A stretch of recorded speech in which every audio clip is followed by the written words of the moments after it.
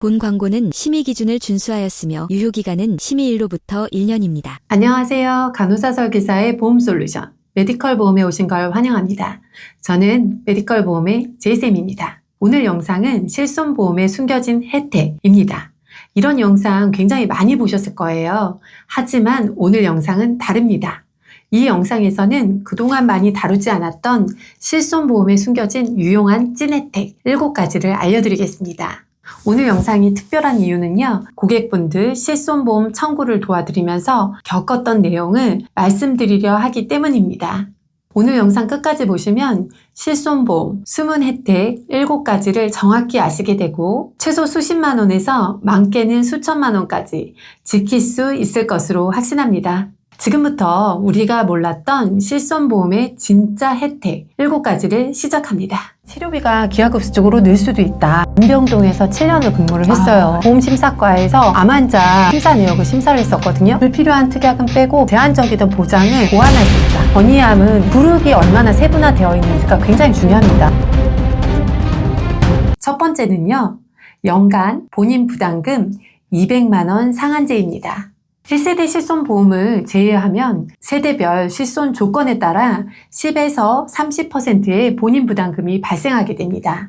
예를 들자면 급여 본인 부담금 10%, 비급여 본인 부담금 20% 실손보험을 가입했다면요, 연간 본인 부담금 합계 200만 원을 초과하면 급여, 비급여 관계없이 환자 부담금 총액이 연간 200만 원이 넘으면 초과액은 보험사가 부담한다는 내용입니다. 2가지 예를 들어서 설명을 할게요. 첫 번째 예는요, 암 다빈치 로봇 수술비가 비급여로 2천만 원이 나왔다면 비급여 본인 부담금 20%인 400만 원을 내야 되는데 연간 200만 원까지만 본인이 부담하므로 200만 원 초과분인 200만 원은 추가로 돌려받을 수 있습니다. 2번째 사례는요, 척추 협착증이나 디스크로 인한 허리 수술 비용이 1,500만 원이 나왔고 20%가 본인 부담이라면 300만 원이지만 200만 원만 부담하면 됩니다.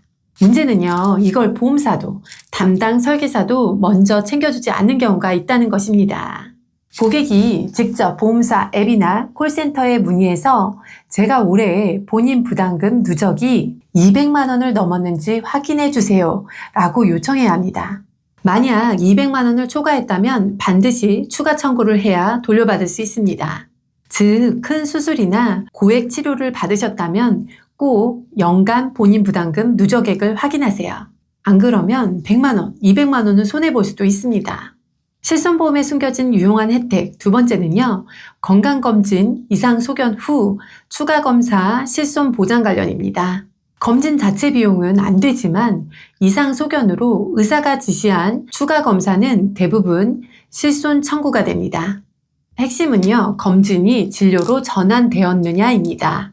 예를 들어 대변 잠열 검사 이상 소견으로 대장 내시경을 시행했고 용종 절제술 및 조직 검사까지 했다면 치료 목적이므로 실손 보장 대상이 됩니다. 2번째 예로는요, 소변 검사에서 혈뇨가 나와서 CT나 초음파 또는 방광 내시경 검사를 했다면 이 부분도 실손 청구 가능합니다. 단순 건강검진은 실손 청구 불가하지만 이상 소견으로 의사 지시에 따라서 시행한 진단 목적의 추가 검사는 보상 가능합니다. 실손보험에 숨겨진 유용한 혜택 3번째는요, 통원은 1일 합산이 아니라 병원별 건당 보장입니다. 실손보험 통원 시 하루에 병원 2군데 가도 25만 원 한도로 청구 가능하죠? 라고 고객분들이 많이 물어보시는데요. 통원 청구 시 병원별 건당으로 따로 보장이 됩니다. 예를 들어 쉽게 설명드리면 오전에 A종합병원 정형외과에서 허리치료비 18만 원 발생, 오후에 B종합병원 피부과에서 알레르기 치료비 15만 원 발생 시 두 병원 합산 통원으로 33만 원 썼으니 통원 한도가 25만 원까지만 보장된다고 생각하는 경우가 많은데요.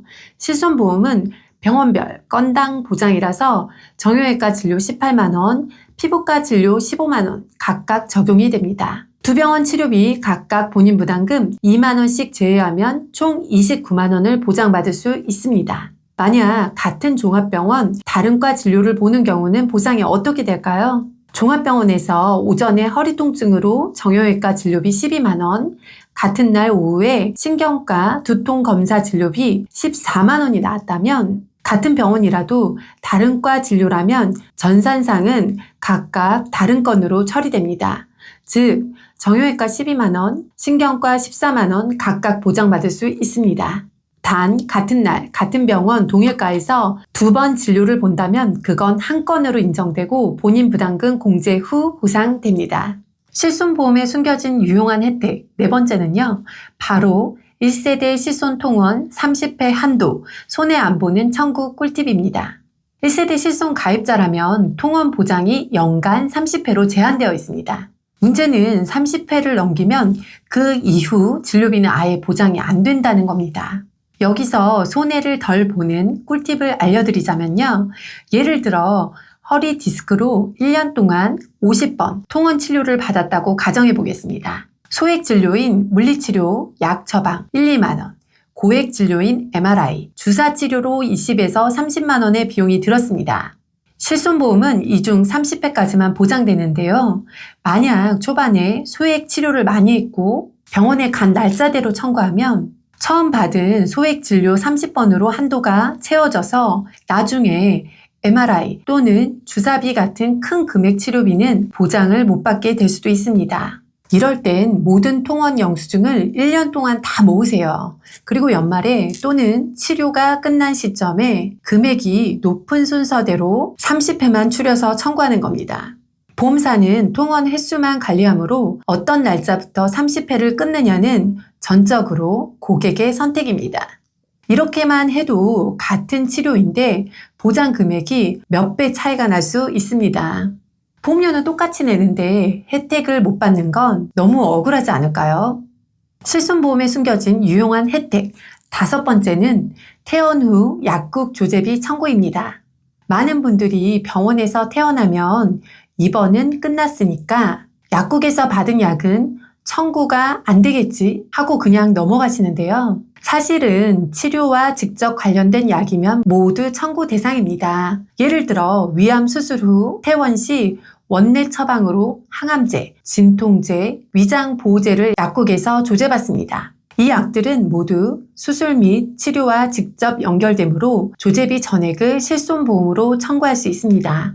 이때 비타민, 영양제 등 건강보조식품 성격의 약품은 제외되고 약국에서 따로 산 일반 의약품도 청구 불가합니다. 실손보험에 숨겨진 유용한 혜택 여섯 번째는 장기 해외 체류 시 실손 중지 기능입니다. 3개월 이상 해외 체류 시 실손보험을 중지 신청할 수 있습니다. 이 기간 동안 보험료를 내지 않아도 되고 귀국 후 기존 보험 조건으로 복원 가능합니다. 출입국 사실 증명서, 재학, 재직 증빙 서류가 필요할 수 있으며 회사별 조건이 다르므로 사전 확인이 필요합니다. 실손보험에 숨겨진 유용한 혜택 일곱 번째는 단체보험 가입 시 개인 실손 중지 기능입니다. 직장에서 단체보험에 실손이 포함되면 개인 실손을 해지하지 말고 중지하세요. 해지하면 재가입이 어렵습니다. 만약 2010년에 가입한 1세대 실손을 단체보험 중복가입으로 중지했다면 퇴사 후 복원 시점에 중지 당시 가입했던 1세대 실손 그대로 복원됩니다. 복원할 때는 건강심사 없이 가입 당시 조건과 보장 그대로 돌아오니 안심하고 개인 실손은 중지하셔도 됩니다. 이때 주의하실 점은 회사 단체 실손의 한도와 조건을 정확하게 파악하셔야 합니다.